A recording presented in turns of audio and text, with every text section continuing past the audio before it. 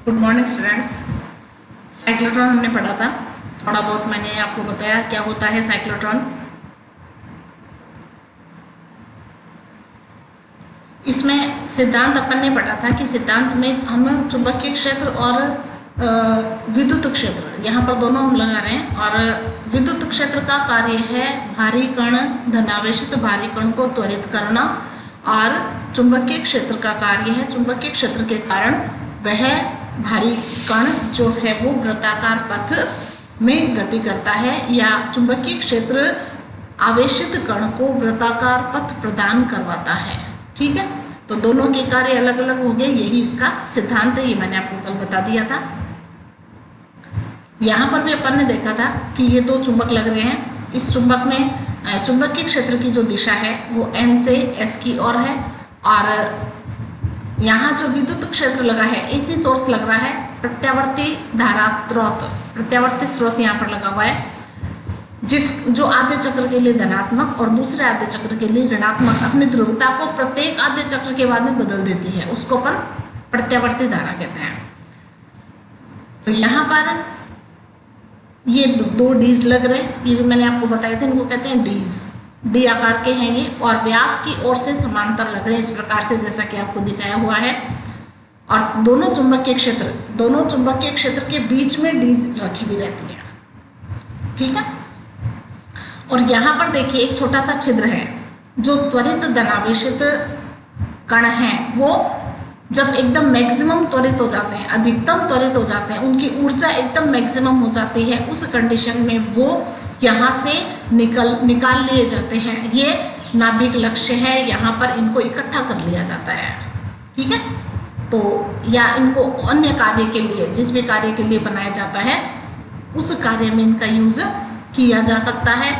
इसके यहाँ केंद्र पर एक भारी कण का स्रोत रखा जाता है।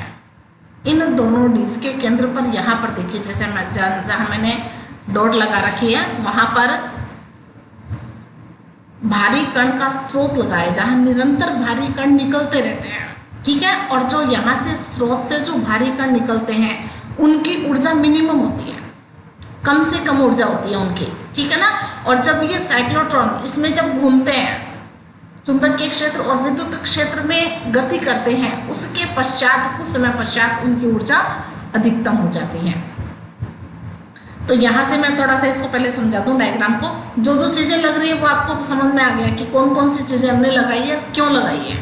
ठीक है, AC सोर्स हमने लगा रखा है ध्रुवता को बदलने के लिए, कि आधे चक्र के बाद में ध्रुवता बदल जाए। ठीक है, ये हमने चुंबकीय क्षेत्र क्यों लगा रखा है कि जो भारी कण है वो वृत्ताकार पथ में गति करे, इसलिए। ठीक है, ये खोखली डीज हमने लगा रखी है, इनके अंदर ये कण गति करेंगे। डीज की जो त्रिज्या वो मान लो कैपिटल R है। ठीक है, तो यहाँ से देखिए, जैसे ही धनावेशित कण उत्सर्जित होगा, वहां से निकलेगा स्रोत से, तब क्या होगा, ये कण यहाँ पर डायग्राम में यहाँ से उत्सर्जित कण, जहां से मैं देखो ये जो डॉट लगा रखा है मैंने, उस पर आप नजर रखोगे, यहाँ से उत्सर्जित कण किस डीज में जा रहा है, D1 डीज में गति कर रहा है। देखो D1 डीज में गति कर रहा है, यहाँ पे यूं। ठीक है ना, तो जैसे ही धनावेशित कण निकलेगा वो D1 डीज की ओर आकर्षित हुआ। इसका मतलब क्या हुआ कि यहाँ हमने जो AC सोर्स लगा रखा है उसमें एक डीज पर ऋणावेश और दूसरे डीज पर धनावेश होगा। ठीक है, मान लो प्रारंभ में D1 डीज पर ऋणावेश और D2 डीज पर धनावेश है, तो यहाँ से जो भारी कण उत्सर्जित हुआ वह धनावेशित है, इसलिए कौन सी डीज की ओर आकर्षित होगा, ऋणावेशित डीज की ओर। ठीक है, तो प्रारंभिक जो चक्र है उसमें D1 जो डीज है वो ऋणावेशित है, तो यहाँ ये धनावेशित कण उत्सर्जित होकर ऋणावेशित की ओर आकर्षित होगा। जब भी कोई भी कण किसी की भी ओर आकर्षित होता है, उस स्थिति में उसकी ऊर्जा कुछ बढ़ जाती है, वह कुछ त्वरित होगा। ठीक है ना, तो ऊर्जा में जो वृद्धि है वो यहीं से स्टार्ट हो जाती है। ठीक है, जैसे ही वो डीज के अंदर प्रवेश करेगा, देखो यहाँ से वो अंदर प्रवेश कर रहा है, जैसे ही वो अंदर प्रवेश करेगा तो कौन सा क्षेत्र लागू हो जाएगा, चुंबकीय क्षेत्र। और चुंबकीय क्षेत्र जो है, चुंबकीय क्षेत्र के कारण वह धनावेशित कण वृत्ताकार पथ में गति करेगा। क्यों करेगा गति, क्योंकि चुंबकीय क्षेत्र देखो नीचे की ओर है, चुंबकीय क्षेत्र कहाँ है, नीचे की ओर, ठीक है। और कण कहाँ प्रवेश कर रहा है, यूं कर रहा है। तो चुंबकीय क्षेत्र में और v वेग में कितने का कोण बन रहा है, 90 डिग्री का कोण बन रहा है। तो हमने स्टार्टिंग में दूसरी कंडीशन पढ़ी थी, जब b और v 90 डिग्री के मध्य हो, दोनों के मध्य 90 डिग्री का कोण हो, तब वृत्ताकार पथ में गति करता है कण, ये अपन पढ़ चुके हैं, ठीक है ना। तो चुंबकीय क्षेत्र तो है नीचे की ओर और कण गति कर रहा है यूं, तो परस्पर लंबवत हो गए ना दोनों।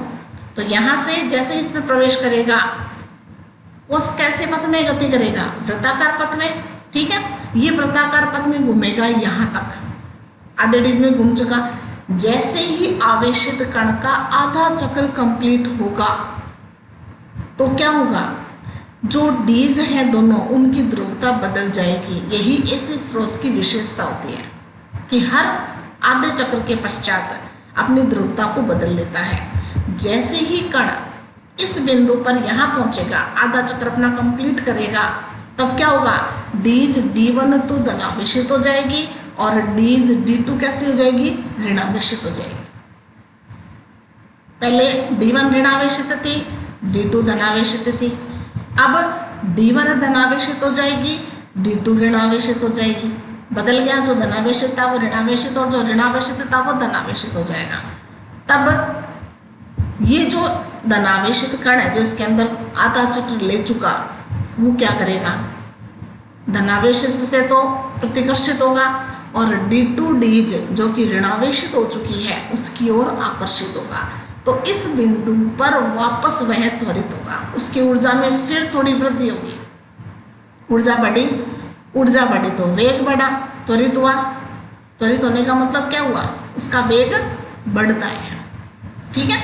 तो जैसे उसके वेग में वृद्धि हुई तो क्या होगा, वह D1 डीज की ओर आकर्षित होगा और आकर्षित होकर पुनः चुंबकीय क्षेत्र के प्रभाव में यह वृत्ताकार पथ प्रदान करेगा, तो वृत्ताकार पथ में घूमेगा।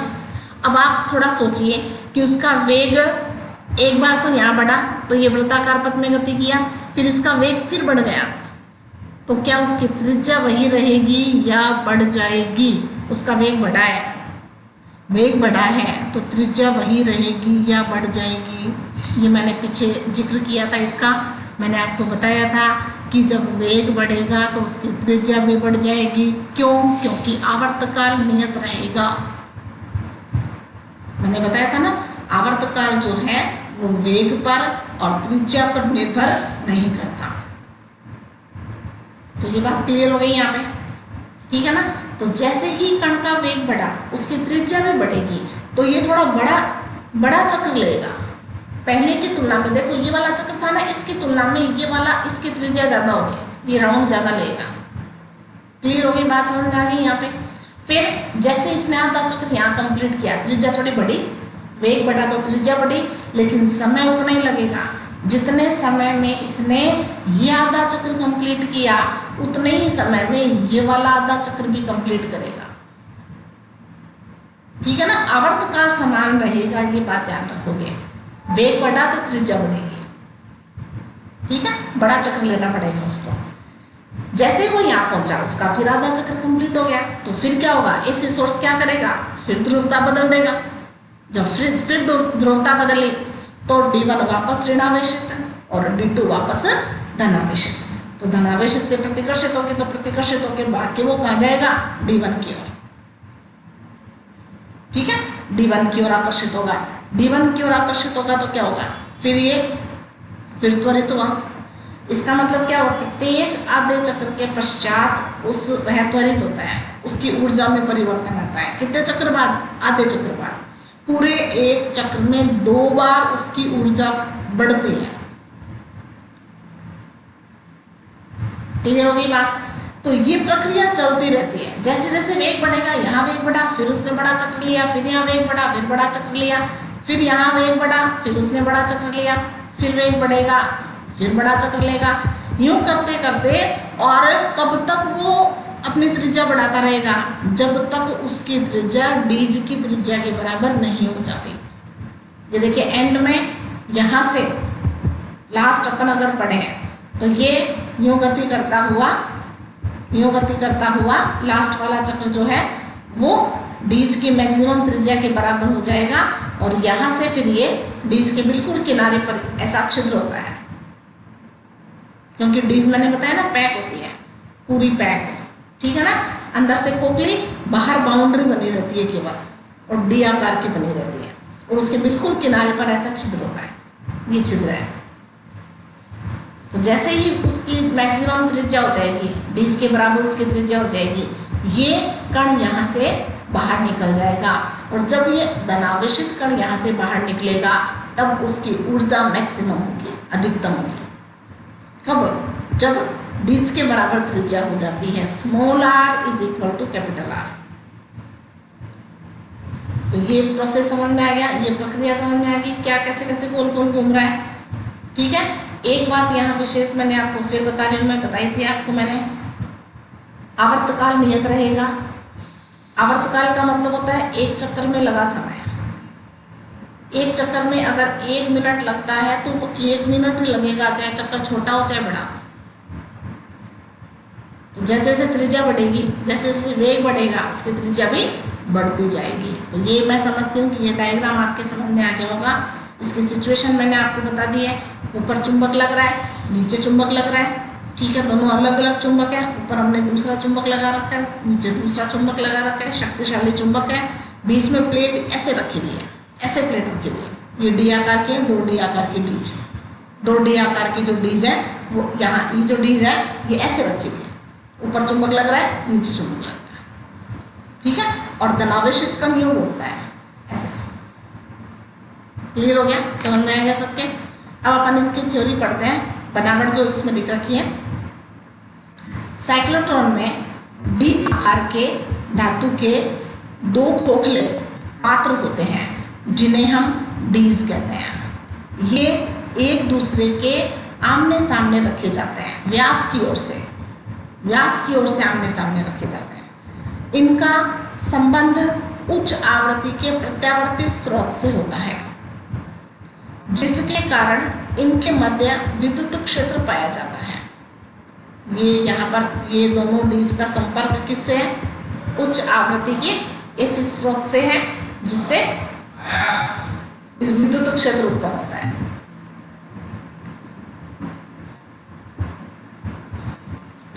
इस व्यवस्था को 2 शक्तिशाली चुंबकीय ध्रुवों के चुंबकीय ध्रुव खंडों के मध्य रखा जाता है, ठीक है ना। 2 चुंबकीय खंडों के मध्य एक N ले रखा है हमने ऊपर और नीचे हमने S ले रखा है। ये डायग्राम समझ में आ गया। जब डीज D1 व D2 का संबंध उच्च आवृत्ति के प्रत्यावर्ती स्रोत से किया जाता है तो यदि किसी क्षण D1 धनात्मक और D2 ऋणात्मक हो तो कण D2 की ओर त्वरित होता है। जो ऋणात्मक होगा, जो कण ऋणात्मक होगा उसकी ओर ही त्वरित होगा, ठीक है ना। धनात्मक की ओर तो त्वरित कैसे होगा? क्योंकि खुद कण धनात्मक है। जब खुद धनात्मक है तो वो धनात्मक की ओर आकर्षित नहीं हो सकता, ठीक है।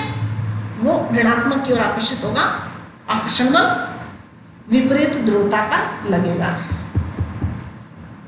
तो कण D2 की ओर त्वरित होता है तथा अर्धचक्र पूर्ण कर, अर्धचक्र आधा चक्र पूर्ण कर लेता है, कर जैसे ही रिक्त स्थान में लौटता है। रिक्त स्थान मतलब दोनों डीज के बीच का जो जगह है, रिक्त स्थान में पहुंचता है, लौटता है तो D1 ऋणात्मक हो जाता है।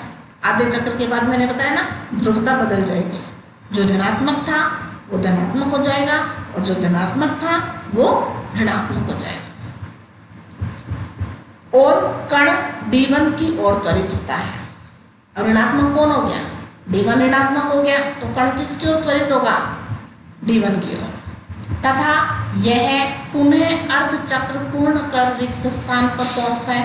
वापस D1 में आधा चक्र घूमेगा और वापस रिक्त स्थान में पहुंच जाएगा।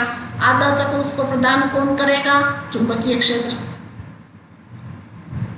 चुंबकीय क्षेत्र वृत्ताकार पथ प्रदान कौन क्यों करेगा? क्योंकि चुंबकीय क्षेत्र की दिशा के लंबवत v वेग से प्रवेश करता है, इसलिए। ये अपन ने दूसरी कंडीशन पढ़ी थी, याद होगा, ठीक है। थीटा बराबर 90 डिग्री इसके अंदर B और V के मध्य। प्रक्रिया निरंतर जारी रहती है। ठीक है, प्रत्येक अर्धचक्र में कण को क्यूवी ऊर्जा अर्थात पूर्ण चक्र में 2 क्यूवी ऊर्जा प्राप्त होती है। प्रत्येक आधे चक्र में ध्रुवता बदलती है ना, तो कितनी ऊर्जा प्रदान होती है? W बराबर क्या होता है? यहाँ पर विभव का मान ले तो V बराबर क्या होता है? W बटा Q होता है ना, तो W बराबर क्या हो जाएगा? V गुणा Q। यहाँ पर Q आवेश है और V वोल्ट। ठीक है, तो मैंने बताया जैसे कि आधे चक्र में वह त्वरित होता है, आधे चक्र में उसकी ऊर्जा में थोड़ी वृद्धि होती है, तो एक चक्र में वह ऊर्जा 2 बार बदलती है। तो प्रत्येक अर्ध चक्र में कण को क्यूवी ऊर्जा मिलती है, तो दूसरे आधे चक्र में भी 2v मिलेगी, क्यूवी मिलेगी, तो पूरे एक चक्र में कितनी हो गई? 2 क्यूवी। पूर्ण चक्र में 2 क्यूवी ऊर्जा प्राप्त होती है तथा कण अधिक त्रिज्या वाले पथ पर गति करता है। जैसे वेग बढ़ा, उसका वेग बढ़ा तो क्या होगा? उसकी त्रिज्या भी बढ़ जाएगी, तो अधिक हो जाएगी त्रिज्या। जब कण के पास अधिकतम गतिज ऊर्जा होती है, गतिज ऊर्जा अधिकतम हो गई, ये गतिज ऊर्जा अधिकतम कब होगी? जब डीज के किनारे आ जाएंगे, डीज के बराबर वह त्रिज्या प्राप्त कर लेगा तब। तो अधिकतम गतिज ऊर्जा प्राप्त होती है तो वह अधिकतम त्रिज्या के वृत्ताकार पथ पर गति करता है जो डीज की त्रिज्या के बराबर होती है, तथा विक्षेपक प्लेटों से निकलकर, विक्षेपक प्लेट वही जो डीज है, निकलकर लक्ष्य टी से टकराता है। लक्ष्य टी हमने जो यहाँ पर ले रखा है, ये टी है, इस टी लक्ष्य से ये आवेशित कण टकराते हैं।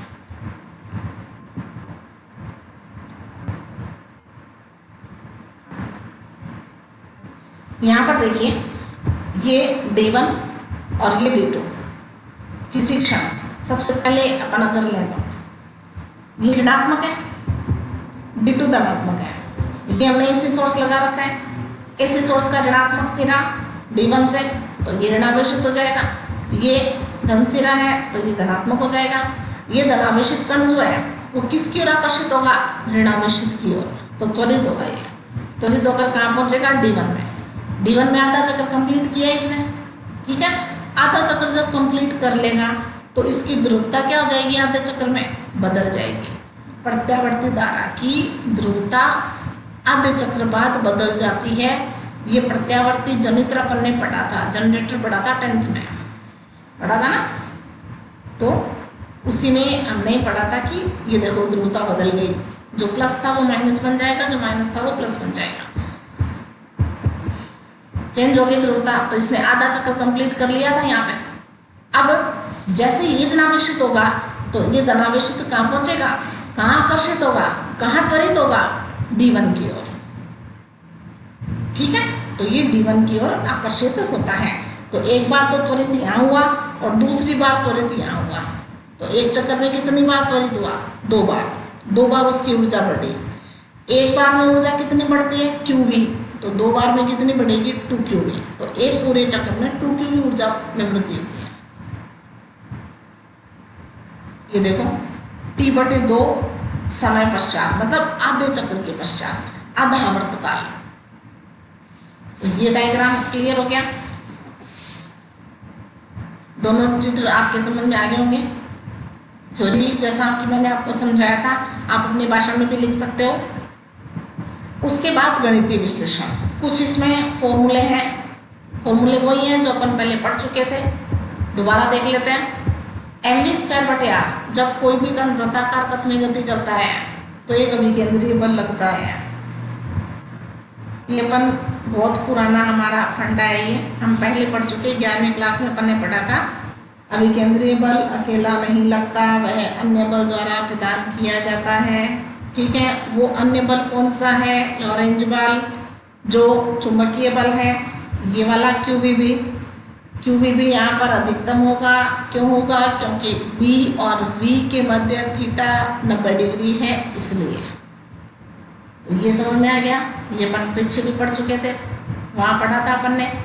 वहाँ हमने यहाँ से R भी निकाला था, V भी निकाला था, कोणीय वेग भी निकाला था। V से V काट दो, ये v निकालना है तो ये यहाँ जाएगा, तो ये v बराबर क्यू बी आर बटे एम। आर निकालना है तो एम बी बटे क्यू बी आ जाएगा, कोणीय वेग ओमेगा। ओमेगा बराबर क्या होता है, v गुणा आर, v गुणा आर, v को और आर को गुणा कर दो। ये पढ़ चुके अपन पीछे, मैं लिख देती हूँ दोबारा फिर। ओमेगा बराबर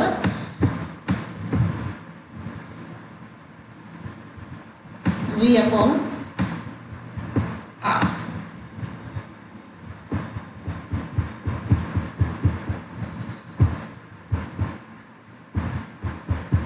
v का आर का मान रख दो, दोनों का मान रखोगे तो कट जाएंगे ये, और कट के और ये आ जाएगा।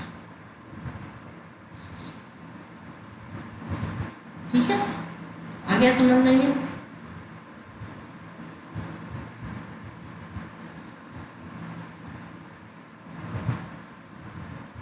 आवर्तकाल भी निकाल सकते हैं। आवर्तकाल t बराबर 2 पाई बटे ओमेगा, ये भी मैंने आपको वहां बताया था, ओमेगा बराबर 2 पाई बटे t होता है। ठीक है, तो 2 पाई का मान रख दो, ओमेगा का मान रख दो, तो ये आ जाएगा।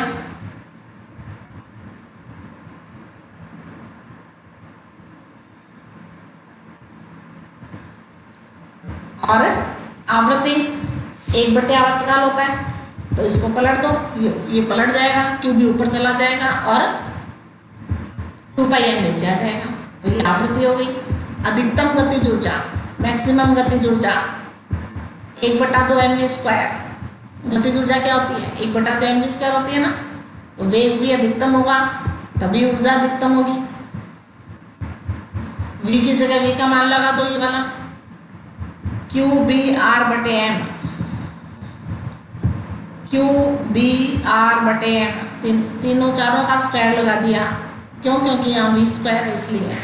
r मैक्सिमम करना ही है, भी r अधिकतम होगा तभी तो ऊर्जा अधिकतम होगी। इसके बराबर त्रिज्या आ जाएगी, तो यह आ जाएगा 1 m से 1 m काट दो, 1 m से 1 m कट जाएगा तो हो जाएगा 1/2 q square B square R maximum का स्क्वायर बटे, ये अधिकतम ऊर्जा हो गई। ठीक है, अब है अधिकतम फेरों की संख्या, कितने फेरे लगाए जाएंगे। ठीक है, एक फेरे में जब एक फेरा लगता है तो उसकी ऊर्जा में वृद्धि कितनी होती है, एक फेरे में ऊर्जा में वृद्धि 2qv होती है, तो n फेरों में ऊर्जा कितनी हो जाएगी, n2qv। देखो कोशिश करते हैं लिखने की, लिखा नहीं जाता इससे। एक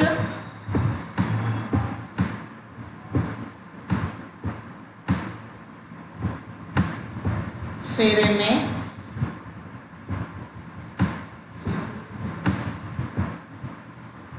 एक चक्कर भी लिख सकते हो, एक फेरे में ऊर्जा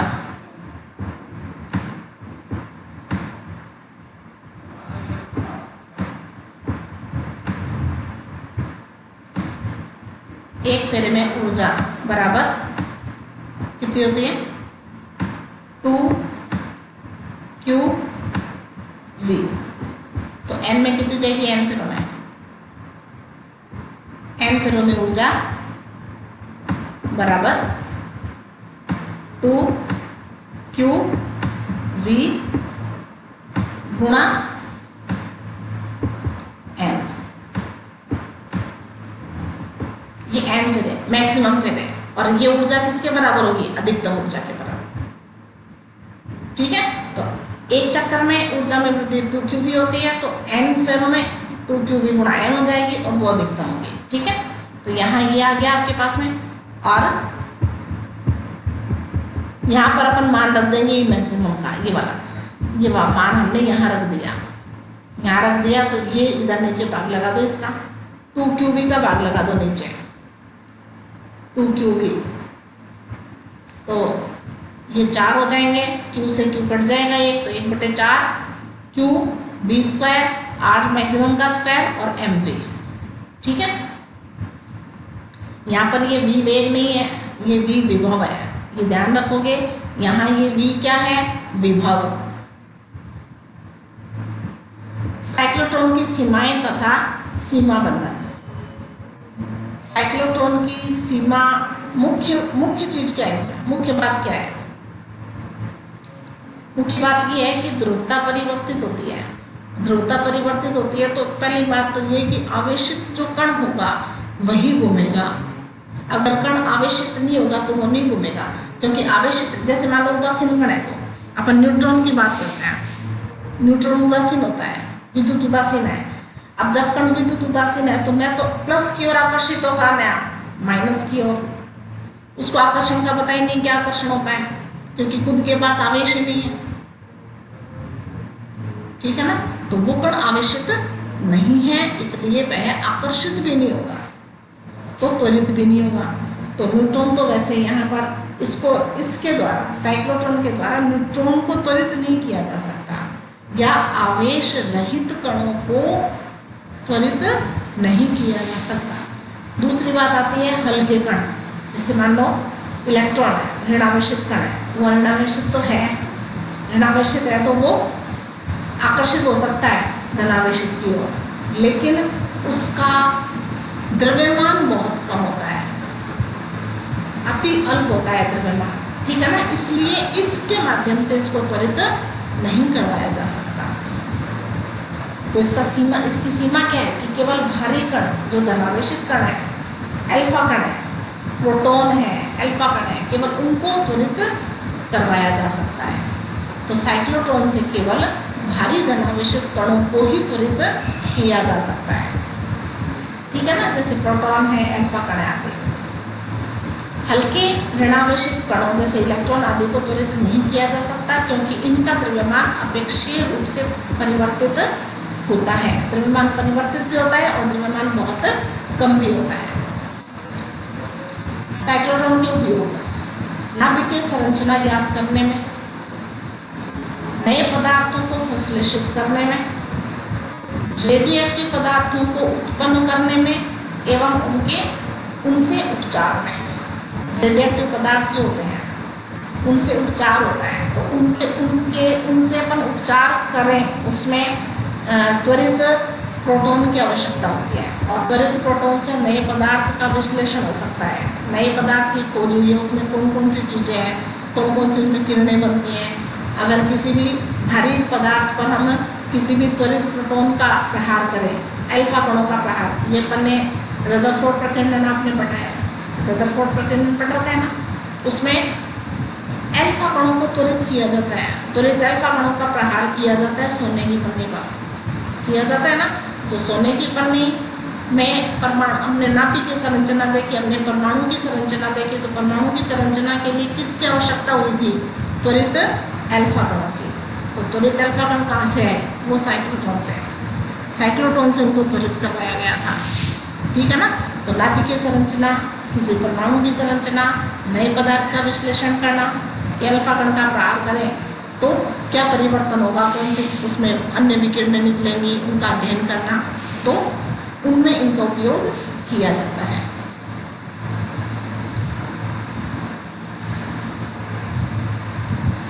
अब समचुंबकीय क्षेत्र में धारावाही चालक पर कार्यरत चुंबकीय बल।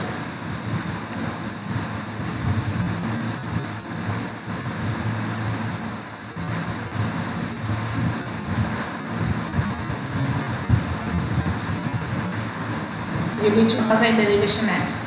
समचुंबकीय क्षेत्र में कोई भी अपन धारावाही चालक तार रखें, उस पर एक चुंबकीय बल लगता है। ये तो अपन जानते हैं कि चुंबकीय बल लगेगा, ठीक है ना। अब उसकी डायरेक्शन क्या होगी, किस दिशा में धारा प्रवाहित करवाते हैं, ये कुछ नियम तो अपन पढ़ चुके हैं।